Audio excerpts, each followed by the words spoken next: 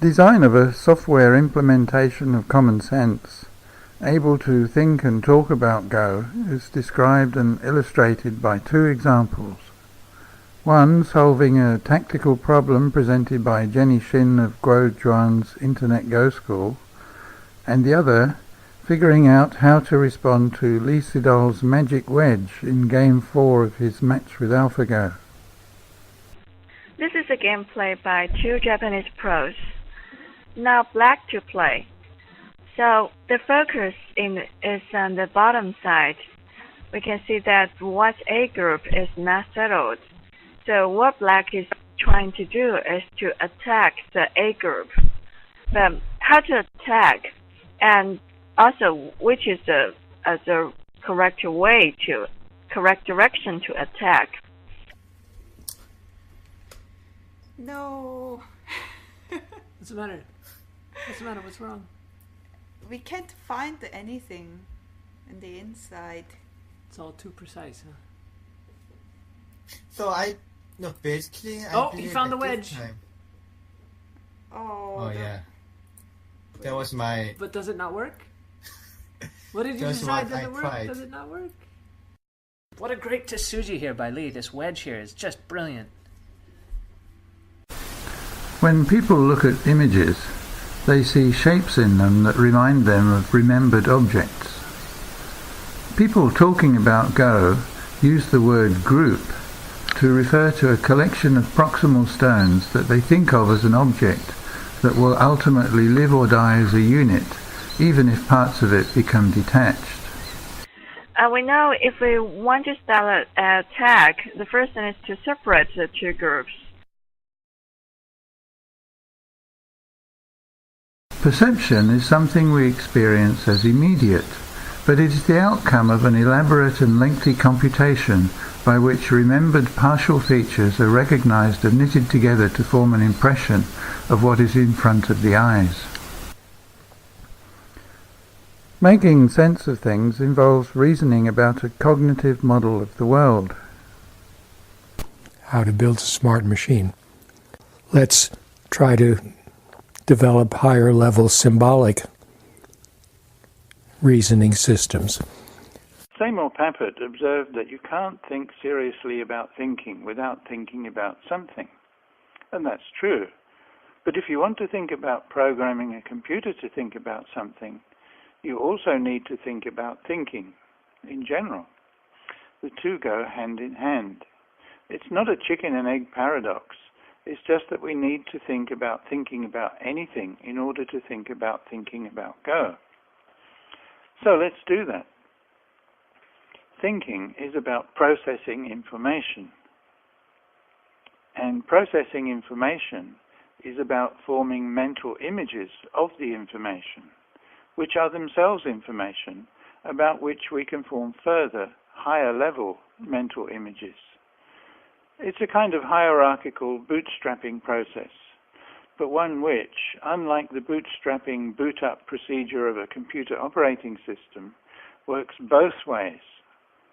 That is, the process of bootstrapping flows both up and down the layers of abstraction of mental images.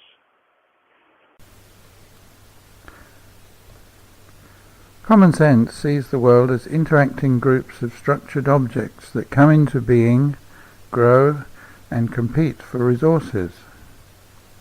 And Commonsense sees a Go game as interacting groups of structured objects that come into being, grow, and compete for territory.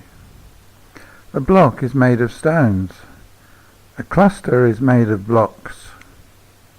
A group is made of clusters, and a moyo is made of groups.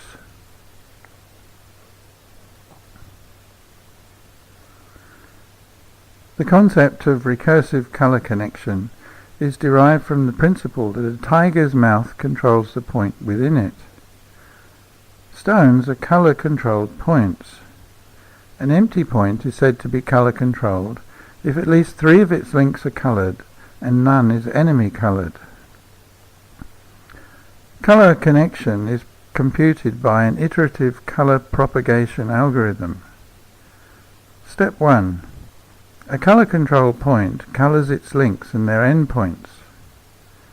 Step 2. A link connecting two singly colored points, or a singly colored point on the second line to a neutral edge point, is colored. The steps are repeated until no new colored points or links are discovered.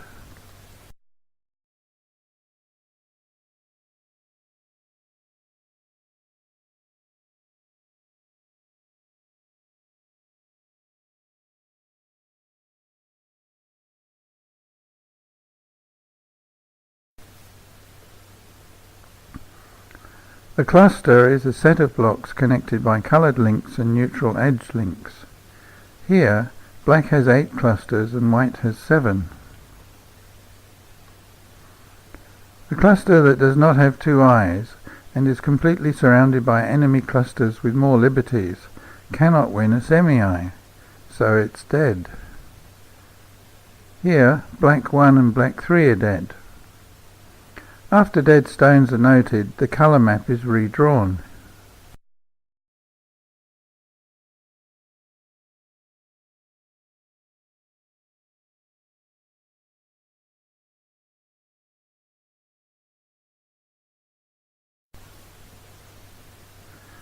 White 1 and 2 become a single cluster embracing the dead black 1. Clusters cast shadows over neighboring space. Each singly colored point shadows its links to empty points. Then, step 1. A point whose links are multiply shadowed by only one color becomes a shadowed point. And step 2. A shadowed point propagates its shadow along its unshadowed links. The steps are repeated until no new multiply shadowed points are discovered.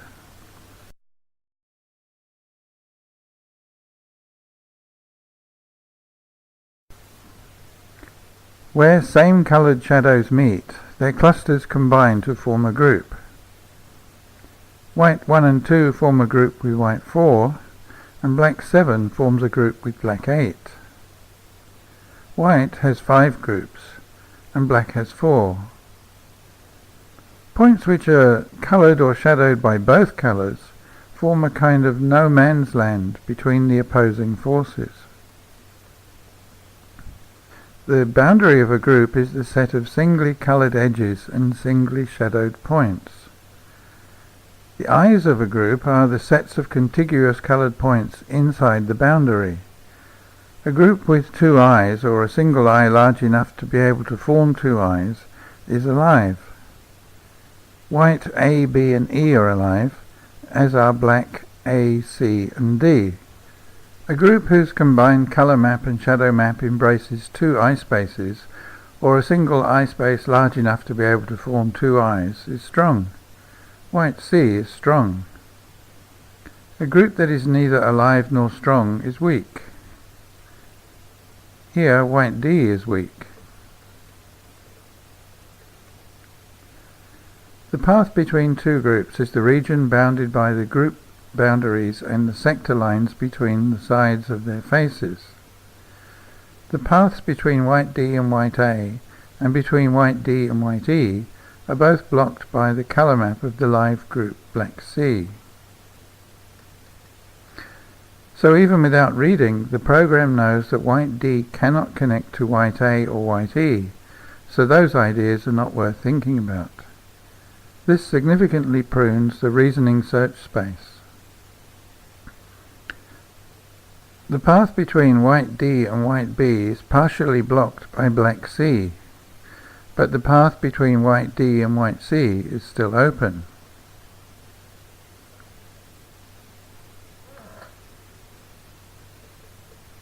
Polymorphic methods create plans to achieve goals related to target objects, moyos, groups, clusters and blocks.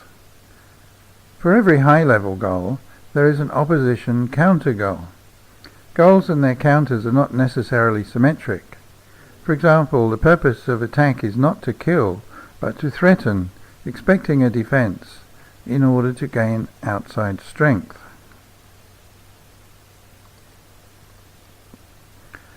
Because players move alternately, Plans are constantly monitored by a meta method, which uses meta-predicates to decide whether a plan is working. The meta-predicates achieved and refuted specify the particular predicates to be satisfied for each type of goal. Predicate values are determined statically by inspection of the color and shadow maps. Low-level goals are achieved directly if a move can be found to implement them, so no counter goal is applicable. An overall Honte strategy is, when in doubt, play safe.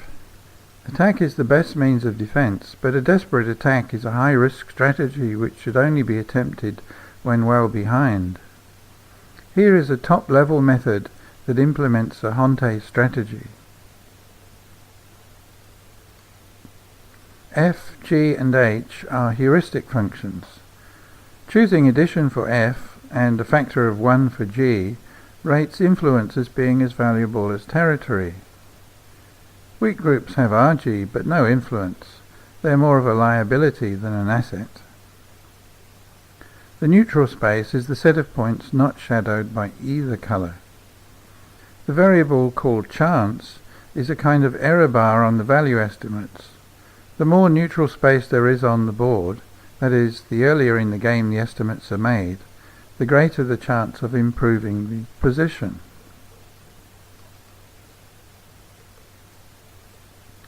On average, in an even game, it is reasonable to expect that the neutral space will turn into equal amounts of stones and territory, with each side expected to get half of it.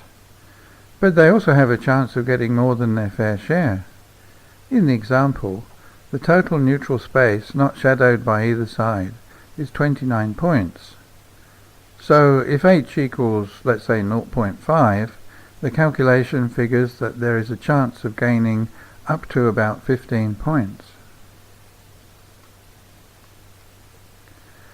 Using the color and shadow maps to count territory and influence respectively, the value function estimates that black leads on the board by about 5 points.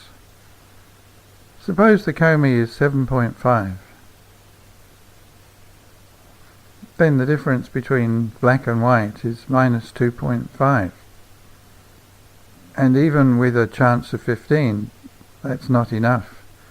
So black decides to play safe. Alternative plans are listed in order of priority. Some plans propose a single move, others an area in which to play, and yet others multiple areas. In general, the most efficient move lies in the intersection of all the move areas the different plans propose, as it thereby achieves multiple purposes. If the intersection is null, the choice defaults to the highest priority plan, if any, that can find a move. Importance is recursive.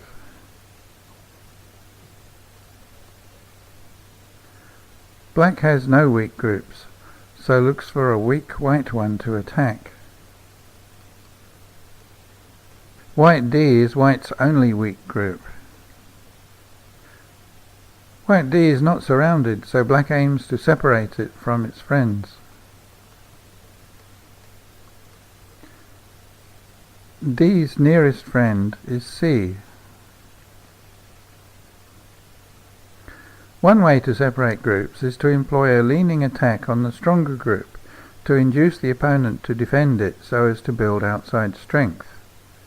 To achieve its purpose, a leaning attack must be sente on the group being lent on, so the opponent will defend it, enabling the attacker to build outside strength.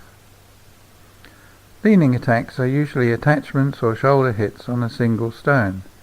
Certainly leaning on a strong wall would be ignored.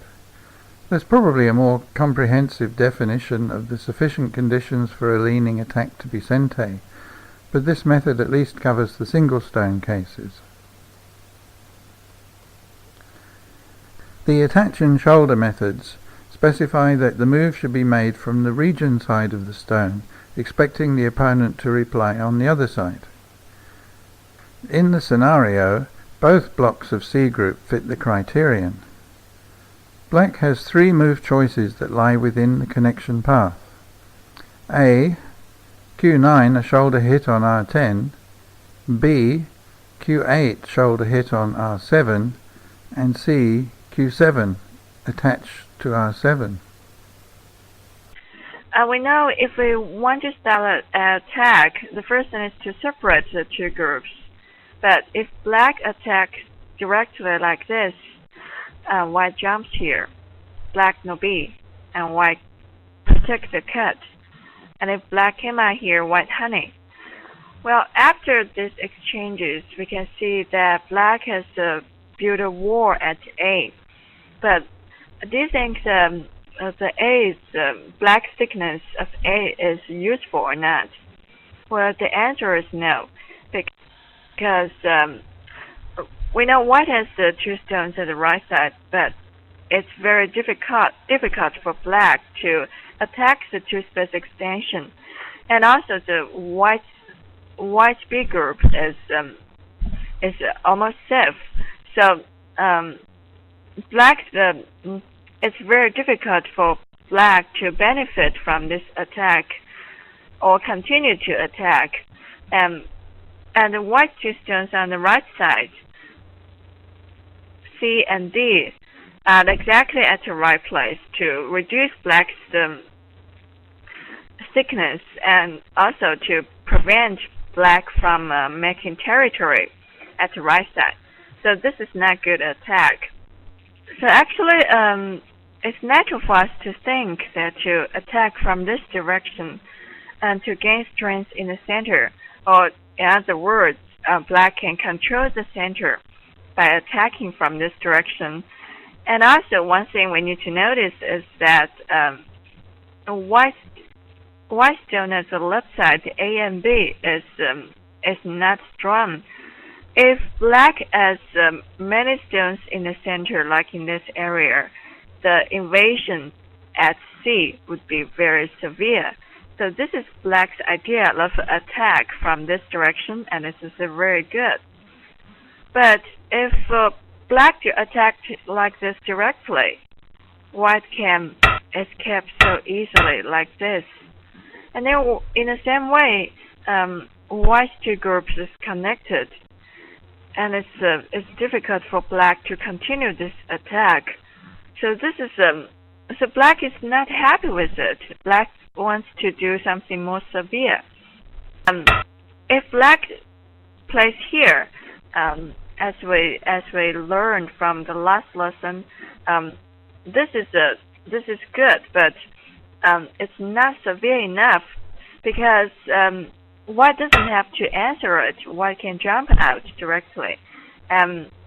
Still, it's difficult for black to attack the two-space extension at the right side. So in this case, if we think that if we have some stones at the right side, say if we have some stones in this area, to cut white first, and then we attack from B, the attacking would be more severe. So it's natural for black to think about the linear attack at the right side. So it's easy to think about the linear attack, and this is a good move. In the game, black played here.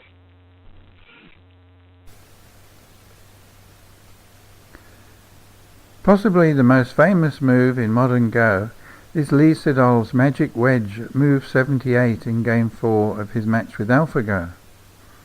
Some commentators called it a godlike move, although Kim Young-won found out that it doesn't work. But AlphaGo was unable to find Kim's defense and ended up losing what had looked like a sure win for black, despite white's large right side.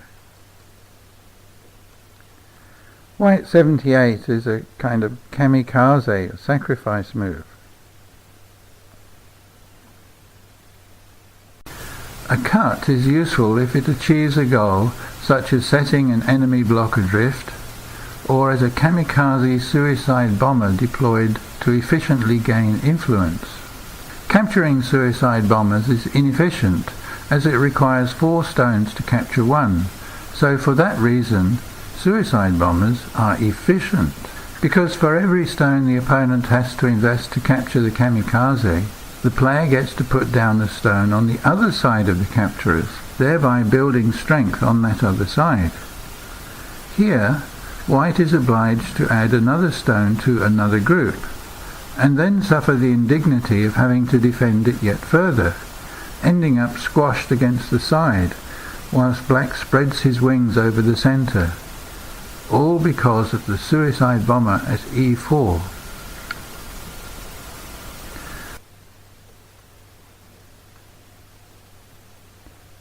Let's see how the common sense approach would reply to white's wedge.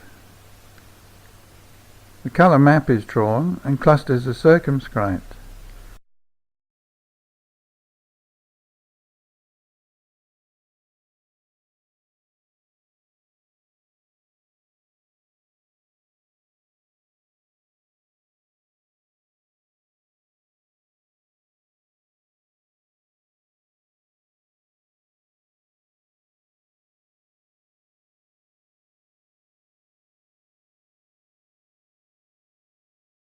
And then dead clusters E17 and E4 are noted. Then the colour map is redrawn,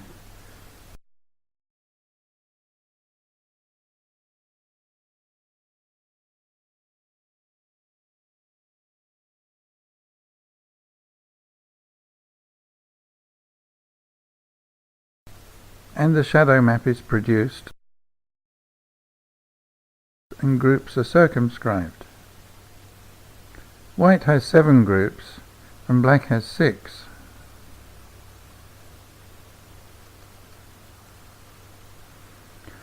White group B includes the 3 stone block at N9. Although it's only hanging on by a single thread, black would find it very hard to separate it from the rest of the group and save black C. As it happens, later in the game it looked as if AlphaGo tried and failed to save black C. But of course that wasn't what AlphaGo was doing, because her software doesn't know about life and death of groups. She only calculates territory at the very end of each Monte Carlo search path when there are no more legal moves.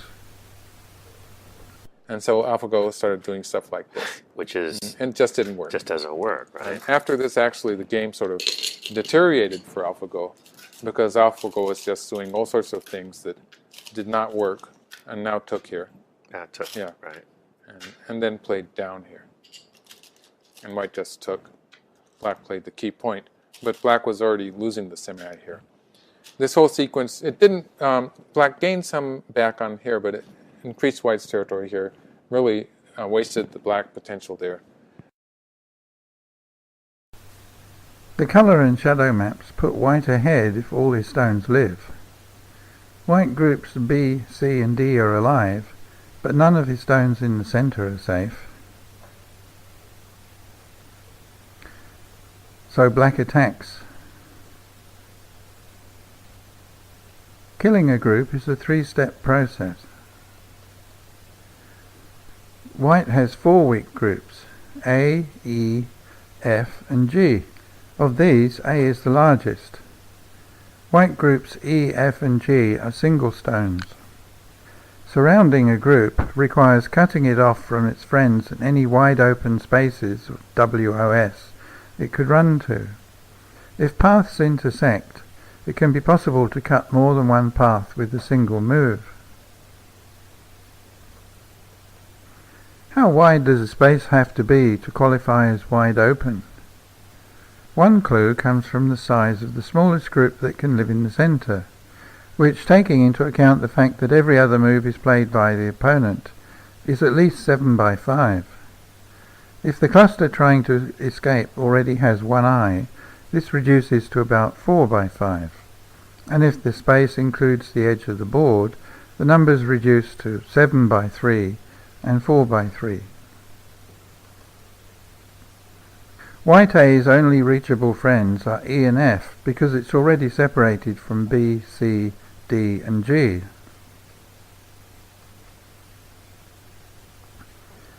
Black groups A and E are both near the path between white A and E, and they are both alive. How far should one slide?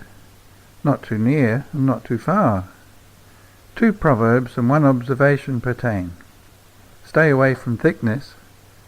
On the 3rd line, jump 3 spaces from a 2-stone wall, and a monkey jump along the edge is connected. Taken together with the colour and shadow maps, these yield a general method. The border of A nearest the path is the set J14, H14 and H13. The slide line is higher than the 4th line, so a jump of 1 space from the boundary is selected. Only 1 point within the path lies within 1 space of the boundary of A, and that is J13. J13 satisfies Black's slide method, which in turn satisfies her cut method. Satisfying a method does not imply its goal is achieved, but just that the method thinks it has taken a step towards achieving the goal. The meta method decides whether a goal has been achieved after redrawing the colour and shadow maps. The first pass of the colour map algorithm discovers that J13 is connected to black group A, and that white E is now fully surrounded by black coloured edges. E has no eyes, and its surrounding blocks have more liberties, so the algorithm infers that white E is dead.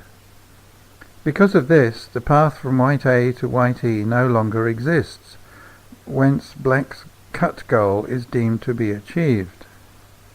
On its second pass, the colouring algorithm finds that the death of white E has connected black E to black A. Now it's white's turn. The meta method checks whether white can counter black's surround goal. The counter goal to surround is save, rather than merely escape, because running with a weak group is generally disadvantageous. The proverb, "keep your stones together," suggests a polymorphic method for saving an object, equally applicable to blocks, clusters and groups. The predicates connected and separated are determined by the colour and shadow map after each move. If the shadows of me and friend meet, they form a group and the predicate connected becomes satisfied, whence the connect goal is achieved. On the other hand, if cutting stones become alive, the predicate separated becomes true, whence the connect plan is refuted. White A is almost surrounded, but for a narrow path to white F. There are no cutting stones in the path from white A to white F. The borders of both black A and black B are adjacent to the path.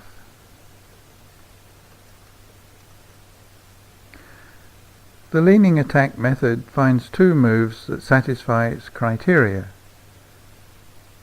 attaching K12 to K11 and a shoulder hit from L12 on K11.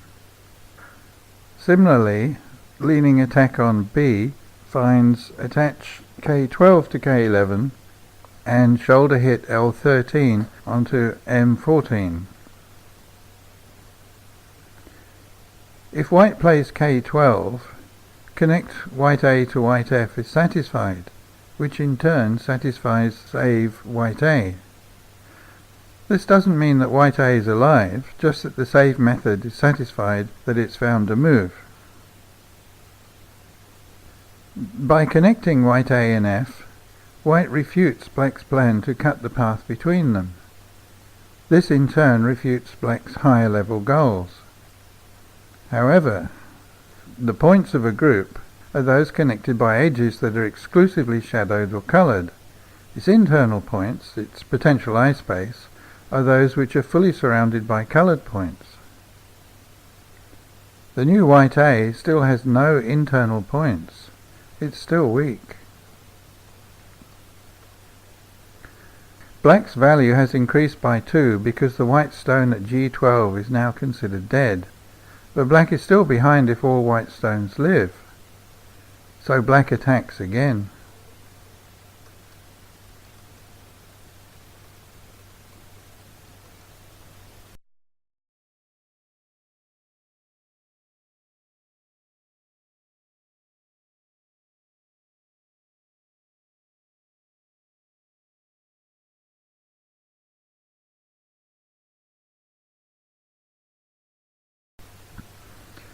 The method for cutting paths proposes each of the points in each path.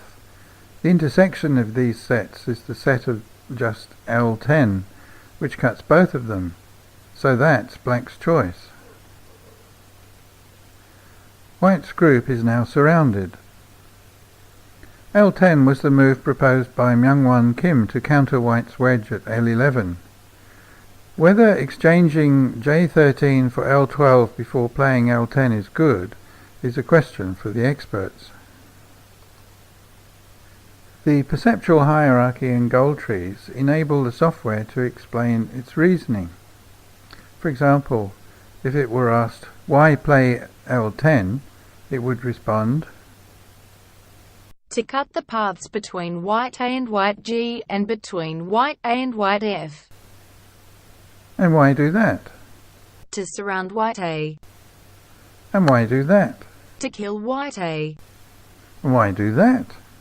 To attack. And why attack?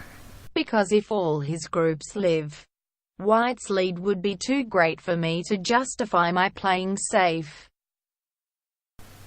Thank you, Guodron, for permission to reproduce Jenny Shin's excellent lecture. And thank you, Walter and Bruce, for your seminal work and moral support. Once you have a clear idea of what it is to be a smart machine, then you can start to figure out, well, then what kinds of machinery could support that, and what kind of machinery would it take to do that. And then at the end of a rather long path, we could ask, and how could we use neurons or things like we find, like the cells we find in the brain, to produce these functions?